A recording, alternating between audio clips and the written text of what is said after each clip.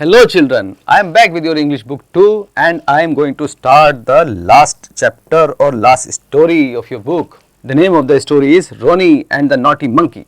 Ronnie and the Naughty Monkey. It's going to be very interesting. Naughty Monkey की बात हो रही है. Ronnie wanted to eat ripe mango. He thought of a trick and threw a stone at the monkey sitting on the tree. Ronnie एक बच्चा है जिसको आम खाने का मन किया और उसने आम खाने के लिए एक तरकीब लड़ाई. देखते हैं वो तरकीब कितनी फायदेमंद होती है, कितनी उसको उसका रिजल्ट मिलता है. Let us see. Ronnie was a little boy. One day he was going alone to his uncle's house. एक छोटा बच्चा है रोनी और वो एक दिन अकेला जा रहा है कहाँ? अपने अंकल से मिलने. Alone का मतलब अकेला. It was a hot day. And he had already walked a long distance. गर्मी का दिन है, सूरज निकला हुआ है और वो ऑलरेडी काफ़ी दूर चल चुका है. So he was terribly tired. Terribly मतलब बुरी तरह. Tired मतलब थका हुआ. अब इतना अकेला चलने के बाद, धूप में चलने के बाद वो बहुत बुरी तरह से थक चुका है. He could not walk. अब वो उसको चला नहीं जा रहा है. He stopped to take rest under a shady mango tree. वो उसने एक बड़ा घना सायेदार वृक्ष देखा, पेड़ देखा और उसके नीचे बैठ गया. कौन सा पेड़ था वो? आम का. He looked up and saw many ripe juicy mangoes. अब नीचे बैठने के बाद उसकी नज़र ऊपर पड़ी. उसने देखा कि इसमें तो बहुत सारे पके हुए और जूसी मीनिंग रस भरे. पके हुए, राइप का मतलब पके हुए और जूसी का मतलब रस भरे, बड़े बड़े अच्छे से आम दिख रहे हैं. He wanted to eat few of them. उसका मन कर रहा है उसमें से कुछ खा ले. Can I reach these mangoes right above my head? उसने सोचा क्या मैं इन आम तक पहुंच सकता हूं? He thought. He took a high jump without any success. उसने काफी जोर से उछाल ली, मतलब जंप ली, लेकिन उसको सक्सेस नहीं मिली. The mangoes were hanging too high. Mango जो है बहुत ऊंचे लटक रहे थे, तो वहां तक पहुंच ही नहीं पाया. Suddenly he saw a little monkey sitting on a branch of the mango tree. अचानक उसकी नजर पड़ी कि ऊपर पेड़ पर एक ब्रांच पर एक छोटा मंकी बैठा हुआ है. It was watching Ronnie with much curiosity.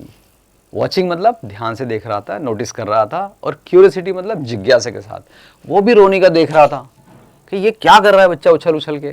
Ronnie too had seen the monkey. रोनी की भी नजर पड़ी मंकी पे. An idea came to his mind. तभी उसके माइंड में एक आइडिया आया. He picked up a stone and threw it at the monkey. उसने एक स्टोन लिया और मंकी की तरफ फेंक दिया, क्योंकि उसने देख रखा था, स्टोरीज में सुन रखा था कि मंकी जो है नकलची होता है, इसीलिए उसका नाम होता है नकलची बंदर. The monkey became angry. Monkey को गुस्सा आ गया. उसकी तरफ पत्थर फेंको तो उसको गुस्सा आएगा. It picked up a mango from the tree and threw it at Ronnie. अब रोनी की तरफ उसने क्या करा? आम तोड़ के फेंका. मंकी को लगा कि वो भी उसको मारे, तो उसने आम तोड़ के रोनी की तरफ फेंका. Ronnie ate the mango. It was very sweet. अब रोनी ने वो आम पकड़ा और खा लिया. वो तो बहुत मीठा निकला. He wanted the second one and then the third. अब उसको सेकंड भी चाहिए था, एक और आम चाहिए था, और थर्ड तीसरा आम भी चाहिए था. He repeated his trick and had another mango from the monkey. उसने एक बार फिर पत्थर फेंका. Repeated मतलब दोबारा किया. किसी काम को दोबारा करना मतलब रिपीट करना. उसने वो काम दोबारा किया, यानी पत्थर फेंका, और उसको फिर बदले में क्या मिला? एक mango. But he was not lucky in his third attempt. लेकिन तीसरी बार जब उसने ऐसा किया तो वो इतना लकी नहीं था. इस बार किस्मत ने उसका साथ नहीं दिया. This time the monkey caught Ronnie's stone and threw it back at him. इस बार क्या हुआ? मंकी ने उसका पत्थर ही कैच कर लिया. Caught सेकंड फॉर्म में पास्ट टेंस है किसकी? कैच की. कैच कर लिया मंकी ने उसका पत्थर और वापस रोनी की तरफ फेंक दिया. The stone hit him hard on the head. और पत्थर कहाँ लगा? सर पे बड़ी जोर से लगा. He cried out in great pain and ran away from there. अब इतनी चोट लगी, बड़ा दर्द हुआ और रोने लगा. रोता हुआ वहाँ से रोनी भाग गया. तो ये इंटरेस्टिंग भी थी. मंकी का बिहेवियर भी हमें पता चला, लेकिन साथ में एक लेसन भी हमें मिला. वो क्या है कि हमें कभी भी अपने फ़ायदे के लिए किसी को परेशान नहीं करना चाहिए, किसी को दुखी नहीं करना चाहिए. ओके, सो हम ऐसे ही करेंगे. Okay children, now we are starting the exercise.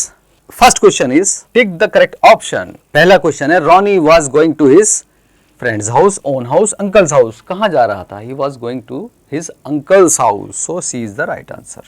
Ronnie was space happy, sad और टायर्ड. वो क्या था? He was tired. Ronnie stop to take rest under a mango tree, Apple tree और गुआवा ट्री. कौन से ट्री? मैंगो ट्री के नीचे रुक गया था रेस्ट करने के लिए. Fourth is Ronnie to had seen the dog, cat और monkey. Which one? C is the right answer.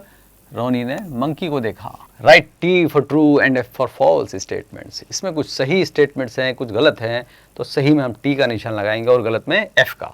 Number 1 is Ronnie was going to his grandfather's house. कहाँ जा रहा था? अपने दादा के घर जा रहा था। No this is not right, वो अपने अंकल के घर जा रहा था। सो हम यहाँ लिखेंगे false. He stop to take rest under the mango tree. Yes this is true, so we will write T. He threw a mud at the monkey. Monkey पे उसने कीचड़ फेंका। No this is not true, this is false, उसने stone फेंका था। हमें याद है, हम स्टोरी पढ़ते हैं तो हमें याद भी तो रखना चाहिए ना। रोनी एट जूसी मैंगोज। रोनी को जूसी मज़ेदार और रस भरे आम मिले थे खाने को। So that is right, we will write T. The monkey threw stone back at Ronnie. Yes this is true, last में उसने थर्ड अटेम्प्ट में स्टोन ही फेंका था। Now C is answer the following questions. इन क्वेश्चंस को पढ़ के आप अपनी नोटबुक में आंसर लिखिएगा। ओके, वर्ड रॉक में देखते हैं। An antonym is a word that means opposite of another word. For example antonym of hot would be cold. Antonym क्या होता है? किसी भी शब्द के विपरीत अर्थ वाले शब्द को हम एंटोनिम कहते हैं, मतलब उसके उल्टे अर्थ जिससे निकले। जैसे हमने बोला कोल्ड, तो उसका उल्टा क्या होगा? Hot. Okay, write the correct antonym next to each word. यहाँ कुछ वर्ड्स लिखेंगे, उनके सामने उनका उल्टे अर्थ वाले शब्द लिखने हैं। Choose the antonym from the box, और उसके लिए आपको हेल्प भी दी गई है। Number 1 is day. डे का उल्टा क्या होगा हमें मालूम है, बट हमें बॉक्स में से देखना है। यस नाइट, ये नाइट यहाँ आएगा, यहाँ आप लिखेंगे night. Number 2 is slow. Slow का उल्टा होता है फास्ट। सो यहाँ messy, noisy, cold, asleep, night, rich, fast. Fast is written there. Okay. Number 3 is awake. Awake का अपोजिट मीनिंग हुआ asleep. सो यहाँ लिखेंगे asleep. 4 का poor. Poor का अपोजिट मीनिंग हुआ rich. सो यहाँ लिखेंगे rich. Soft का अपोजिट मीनिंग हुआ hard. क्वाइट का अपोजिट मीनिंग हुआ नॉइजी। हॉट का अपोजिट मीनिंग हुआ कोल्ड। और वेट का अपोजिट मीनिंग हुआ ड्राई। राइट, अगली का हुआ प्रिटी।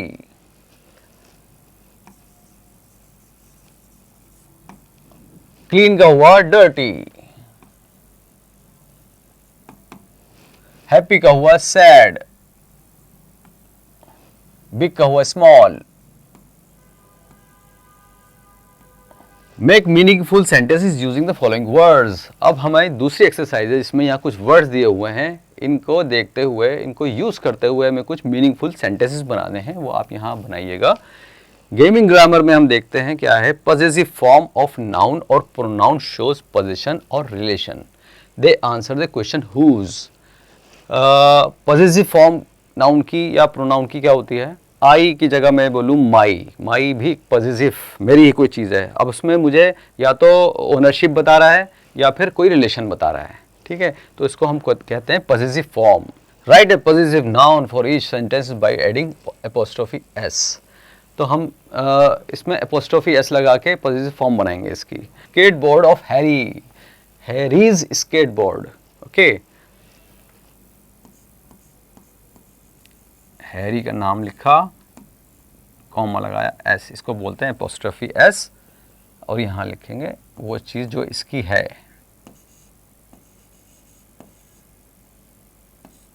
स्केटबोर्ड।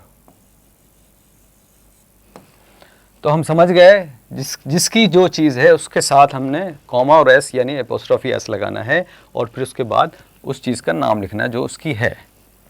इसी तरह यह रिलेशन भी हो सकता है। यहाँ तो पोजीशन पता चल गया कि सामान की पोजीशन इसकी है, यानी ये ओनर है इसका। और अगर कोई अंकल हैं, फॉर एग्जांपल हम दिस इज एक एग्जांपल ले रहे थे, this is my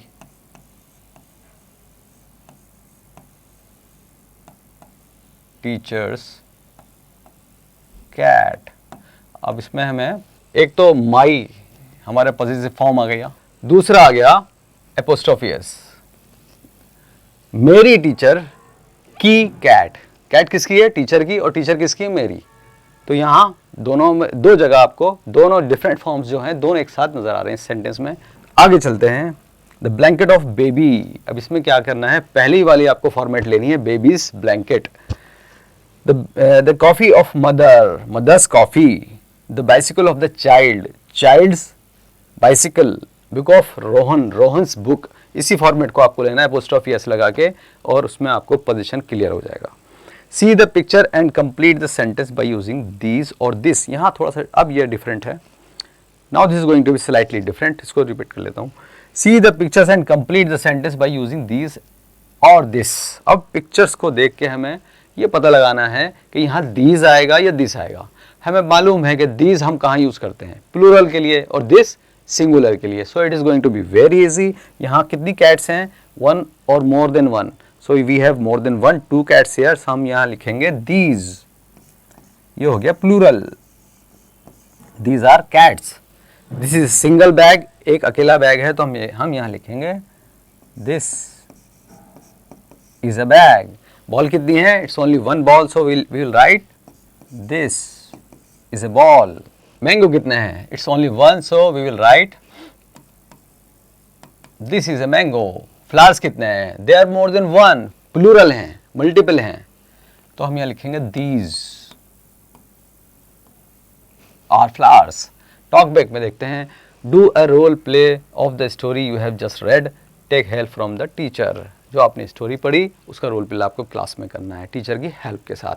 writing hand में right 5 sentences about a monkey. Monkey के बारे में आपने कई जगह पढ़ा होगा, सुना होगा, देखा होगा. आप उसके बारे में आप अच्छी तरह जानते हैं, तो 5 सेंटेंसेस आपको सिर्फ यहाँ लिखने हैं. ऑल राइट, देखते हैं आपकी राइटिंग पावर कितनी इंप्रूव हुई. Now the next section is sound better. Read the following words having silent r. ये सारे वर्ड्स नीचे कुछ दिए हुए हैं, उनमें आर है लेकिन वो साइलेंट है, लेकिन एक्चुअली कंप्लीटली साइलेंट नहीं है. थोड़ा सा हल्का सा टच आता है जिसको हम साइलेंट ही बोलेंगे, हम उसको क्लियर नहीं बोलते हैं. राइट, सो हमको प्रोनाउंस करके देखते हैं इनकी साउंड कितनी आती है और कैसी आती है. FOUR, four. It's not four, it's not four, it's four. Okay. LEARN, it's not learn, it's learn. It's not lean also. अगर बिल्कुल ही इसको गायब कर देते हैं तो लीन हो जाएगा. Lean, no, it's not lean. It's not learn, it is learn. तो इतनी कम टच करेंगे कि हल्का सा टच करके निकल जाएंगे. TURN, turn. HEAR, here. BIRD, bird. DIRTY, dirty. BUTTER, butter. इसी तरह आप बाकी वर्ड्स को भी पढ़ेंगे और उनका साउंड आपको ध्यान रखना है कि आर का साउंड क्लियर नहीं आएगा. तो यह सारे वर्ड्स वो हैं जिसमें आर साइलेंट रहेगा. Learning by doing, this is going to be the last point. Do you like mangoes और एनी अदर फ्रूट. क्या आपको मैंगोज पसंद है या कोई और भी फ्रूट हो सकता है जो आपको पसंद हो. Discuss in the class about the qualities of different fruits. अलग अलग फ्रूट्स की क्वालिटीज के बारे में आपस में बैठकर डिस्कस कीजिए. इससे आपको कम्युनिकेशन स्किल इंप्रूव होगा और नॉलेज भी इंप्रूव होगी. So now with this we are through with the exercise part. Let us see what is there at the closing. This is the last page of your book. Congratulations children, you have finished your book today, and this is going to be the last and very interesting exercise. What is it about? Let's see. Look at the poster given below on save trees. You too make a poster on save trees and display it in the bulletin board of your school. ये आपको एक poster दिखाया गया है. इसमें बच्चे क्या कर रहे हैं? ट्री को पकड़ के खड़े हैं और वो क्या कहना चाहते हैं? वो कहना चाहते हैं कि हम इन ट्रीज को प्यार करते हैं, लव करते हैं, हम इन ट्रीज को नहीं कटने देंगे. इसी तरह का पोस्टर आपको भी अपनी क्लास में कुछ अलग तरह से बनाना है और अपनी स्कूल में लगाना है. ओके बच्चों, सो हमें एनवायरनमेंट के बारे में सचेत रहना चाहिए और उसको ध्यान रखना चाहिए, उसको बचा के रखना चाहिए. Encourage your parents and neighbours to not to waste the tree products and also to plant new trees. इसमें हम क्या समझाना चाह रहे हैं आपको कि आप अपने नेबर्स को, अपने बड़ों को, अपने पेरेंट्स को ये समझाइएगा कि घरों में जो भी प्रोडक्ट्स हैं हमारे पास, जो वुड से बने हैं, लकड़ी से बने हैं, उनको हमें वेस्ट नहीं करना है. अगर हम उनको जल्दी जल्दी वेस्ट करेंगे तो हम नया लाएंगे. इसका मतलब क्या होगा? कुछ और ट्रीज़ कटेंगे. हम नहीं चाहते कि ट्रीज़ कटें, तो वुड के प्रोडक्ट्स कम से कम यूज़ करने हैं और अगर घर में हैं तो उनको वेस्ट नहीं करना है. All right children, so we are through with the book and We will see you very soon in the next session, in the next class, which is going to be class 3. Happy? All right.